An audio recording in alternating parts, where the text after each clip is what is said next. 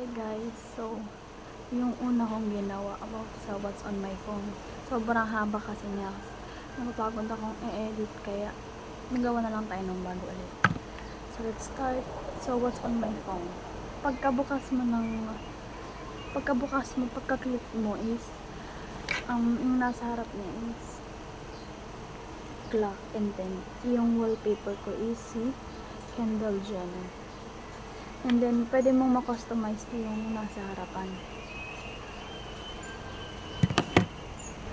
Pwede mong ma-customize yung nasa harapan. Yung clock, or yung yung moon, pwede mo siyang i-change. And then, yung color, pwede mong i-change. And then, yung quote dito sa baba, explain ko lang. Yung quote na, is it better to speak or to die? Yung quote na yun is sa movie na, from the movie Call Me By Your Name. So, I recommend you guys to watch that movie because ang ganda niya. And then, pagkabukas mo, yung first na, dito sa first na nasa harapan. So, mostly yung mga andito nasa harap is yung mga kailangan ko. Like, Google, Play Store, clock, and then gallery, Chrome, Gmail, camera, my files, and then yung malaki kong calendar, and then yung pang-clean ko ng kung ilan na lang ba natitira kong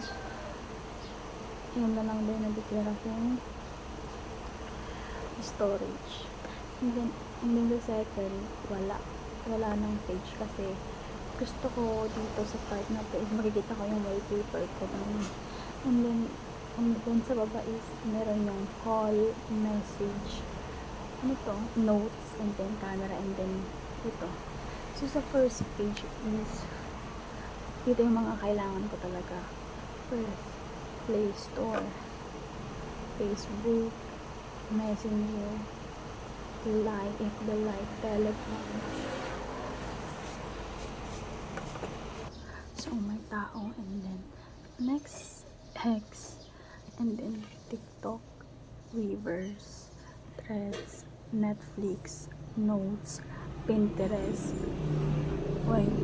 YouTube Music, YouTube, and Shopee, Wattpad, Instagram, Loklok, CapCut, Voya, Gcash, Letterboxd, Settings, and Moonweaver. And then sa next na slide, ito yung mga apps na hindi ko masyadong ginagamit.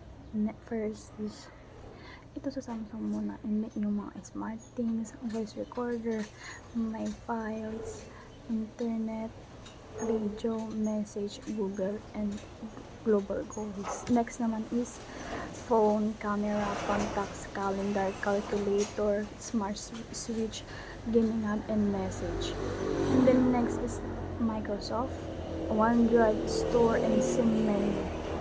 And then next, Maps, Drive, Google TV, Meet, Photos, Reminder.